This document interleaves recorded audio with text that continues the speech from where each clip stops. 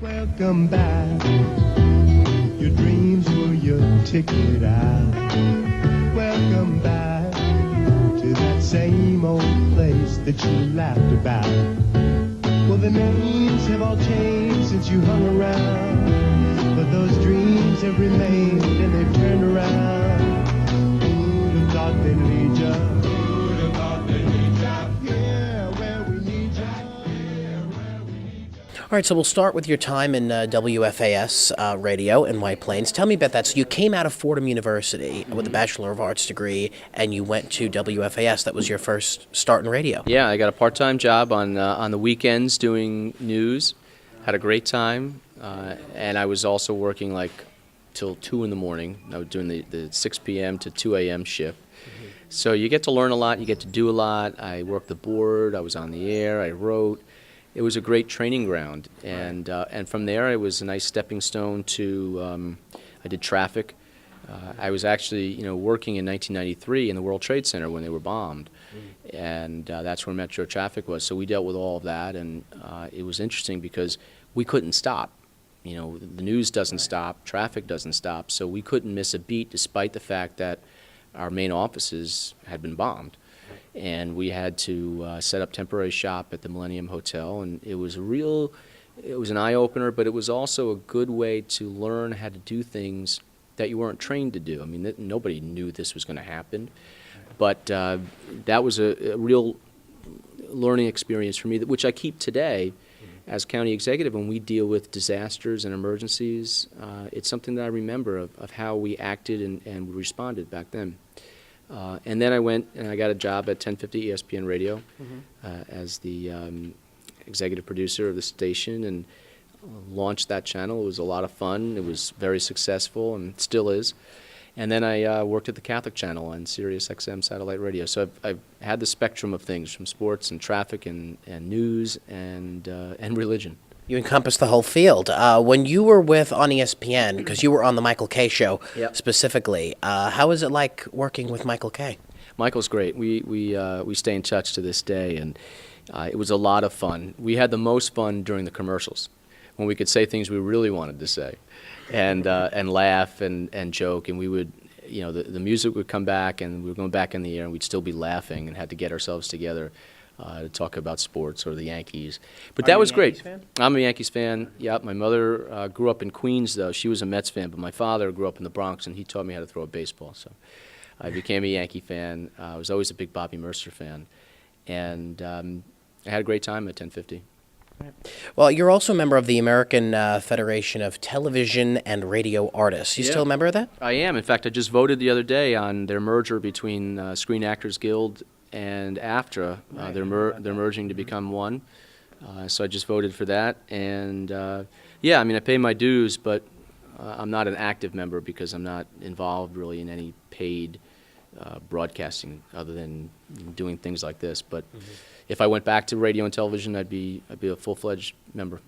Great. You're launching, just want to talk about some issues that are going on right now in Westchester. You're launching a tech hub in Valhalla for the future of medical and biotech research. What can you tell me about that? This is a vacant property. It's 60 acres on the northern piece of property at Grasslands. And it's been undeveloped, and it's an opportunity for us to create, we think, a partner with a private developer where government does not create jobs, but we can foster the development where a private company or an investor or an entrepreneur can come in and take advantage of some opportunities, and that's what we're doing.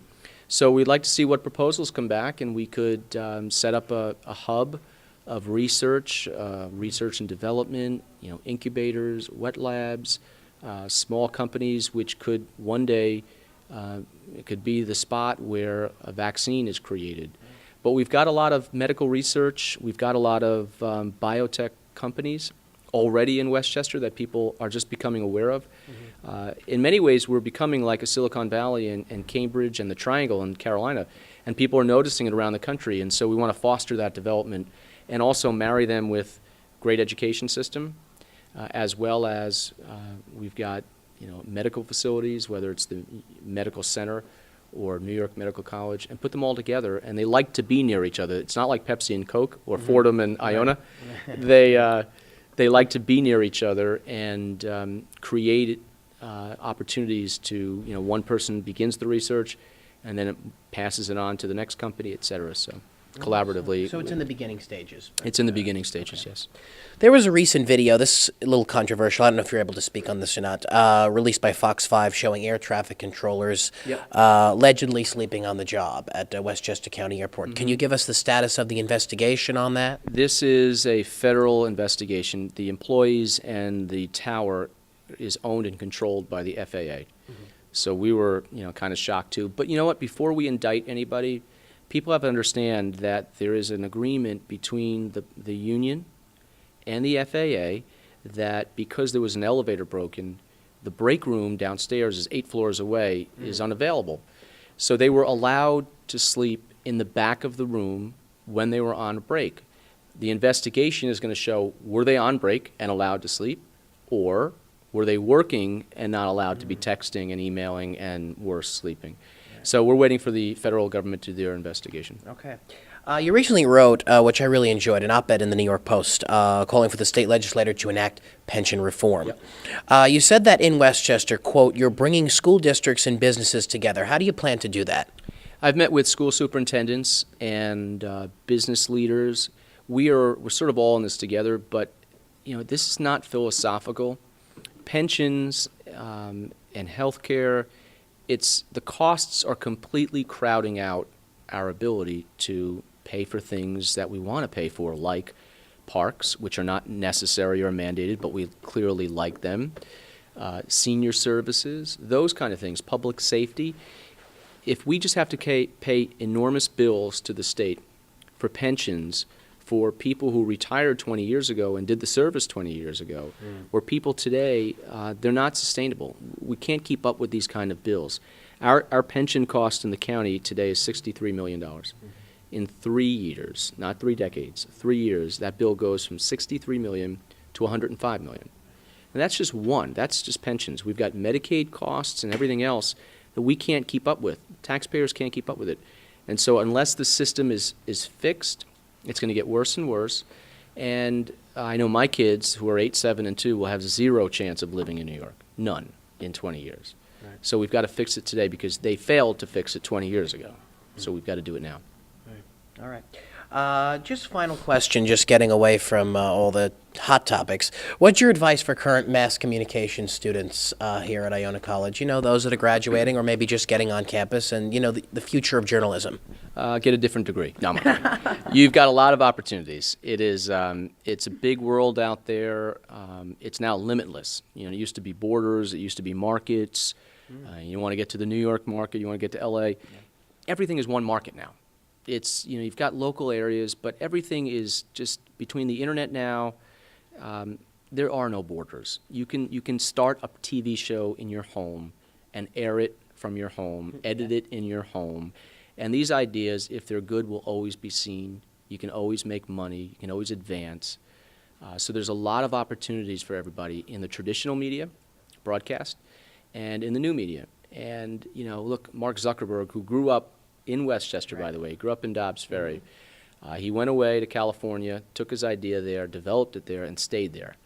I want the Iona College students who have these smart ideas to stay here in Westchester, live here in Westchester, have their business and their idea flourish here in Westchester.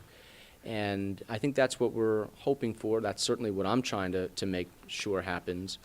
Maybe when I'm in the rocking chair, I'll look back and say, you know what, hey, we did it. But media, man, there's so many opportunities.